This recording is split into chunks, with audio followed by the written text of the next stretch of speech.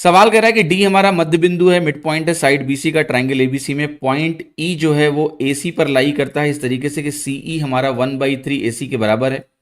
Be और AD intersect करते हैं जी पॉइंट पर, हमें एजी और जीडी का रेशियो निकालना है। तो जरा पहले डायग्राम बनाते हैं, तब इस सवाल में आप आगे बढ़ पाएंगे। तो देखिए डायग्राम ऐसा कुछ कह रहा है कि भाई मेरे पास जो त्रिभुज दिया हुआ है वो मैंने बना दिया। अब इस त्रिभुज में बाकी जो जानकारियां दी हैं उसको भी लिख देते हैं। तो ए बी सी हमारा ट्राइंगल हो गया, और बी सी का जो मिड पॉइंट है इसको डी बोल दिया गया, तो ये भी हमने लिख दिया डी है। ई पॉइंट ए सी पर इस तरह से है कि सीई हमारा 1/3 एसी का है। तो सीई अगर 1/3 एसी है तो मैं इसको अगर A1 बोलूंगा तो ये 2 होगा, तभी तो सीई 1/3 एसी का होगा। ये भी बात सही है। अब हमसे क्या कह रहा है कि आप ए को डी से मिला दो एक तरह से, फिर कह रहा है कि बी को ई से मिला दो, और अगर आपने बी को ई से मिला दिया तो ये बिंदु जो है ये बिंदु हमारा है जी। अब आपसे ए जी और जी डी का रेशियो पूछा जा रहा है कि बताओ कितना है, what is the ratio of A ji ratio G D. तो ऐसे सवालों को करने का ना सबसे बेस्ट तरीका होता है बेटा, इसको बोलते हैं मास पॉइंट ज्योमेट्री। क्या बोलते हैं? मास पॉइंट ज्योमेट्री, एमपीजी इसका शॉर्टकट होता है। तो क्या होता है ये, इसको मैं समझाता हूं। राइट, समझ में आया कि नहीं? ध्यान से देखिएगा। यहां पर जो बिंदु दिया है ए बी सी, और यहां पर दिया है आपको वैल्यू डी, इसको गौर से देखिएगा। यहां पर इसको मास पॉइंट ज्योमेट्री को हम ऐसे यूज करते हैं कि इसमें कहते हैं कि भाई अगर यहां 2 है और यहां 1 है, तो जो मास का रेशियो होता है वो यहां पर हम लिख सकते हैं 2 kg, और यहां पर हम लिख सकते हैं 1 kg।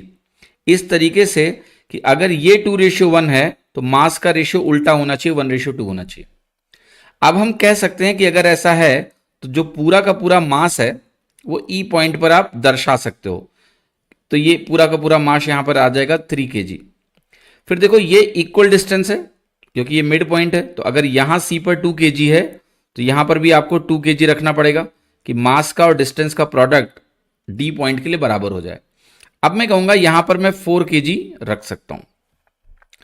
इसके बाद क्या होता है, एजी और जीडी का रेशियो अगर आपको लिखना हो, तो एजी और जीडी का रेशियो जब भी आपको लिखना है तो आप डी वाले मास को ऊपर लिखिए और ए वाले मास को नीचे रखिए। सेम प्रोसेस में 4:1 बन जाएगा। राइट, तो ये वैल्यू आपकी 4:1 हो गई। दूसरा तरीका क्या है, अगर मुझे बीजी रेशियो जीई लिखना हो, मैंने कहा बीजी रेशियो जीई मुझे लिखना है, तो बीजी और जीई का जो अनुपात होगा वो निकालने के लिए आपको कुछ नहीं करना। यहां 3 किलो लिखा आपने, यहां आपने 2 किलो रखा, तो ये वैल्यू आपकी बन जाएगी 3:2। तो देखिए सिमिलैरिटी से भी ये प्रश्न हल हो जाएगा, थोड़ा सा एफर्ट लगेगा। एमपीजी जो होता है मास पॉइंट ज्योमेट्री, अगर आपको नहीं आती है तभी आप बोलोगे इस सवाल में कि सिमिलैरिटी लगा लो सर, क्योंकि अगर आपको एमपीजी आती है तो आप एक नहीं कई तरह के रेशियोज को बड़ी ही सरलता से व्यक्त कर पाएंगे बिना किसी चैलेंज के। तो अगर आपको मास पॉइंट ज्योमेट्री नहीं आती है तो पहले तो मास पॉइंट ज्योमेट्री आपको सीखनी पड़ेगी। मैंने भी यूट्यूब पे कभी ना कभी पढ़ाया है, बट अब वो लेक्चर कहाँ है उसको खोजना आपके लिए शायद एक टास्क हो। तो एक लेक्चर बना के मास पॉइंट ज्योमेट्री पे मैं आपके एग्जाम के पहले डाल दूंगा, तो उसको आप देख लेना। तो इस तरह के प्रश्नों में एमपीजी कैसे यूज करना है काफी सरल हो जाएगा आपके लिए, और आसानी से आप इसको अप्लाई करेंगे तो सवाल बहुत जल्दी होंगे। जैसे यहाँ पर अगर बीजी रेशियो जी पूछा जाए तो 3:2 आप तुरंत लिख पाएंगे क्विकली। तो सिमिलरिटी वगैरह में यहाँ पर आपका एफर्ट बहुत ज़्यादा आएगा, कंस्ट्रक्शन करना पड़ सकता है, डायग्राम में बहुत सारे चैलेंजेस होते हैं। ठीक है, तो क्या ये बात ध्यान रहेगी सभी को? Hope my point is clear to everyone. Shall I proceed to the new question? नए सवाल में मैं प्रोसीड कर जाऊं? यस, ठीक है। एक किसी का नाम है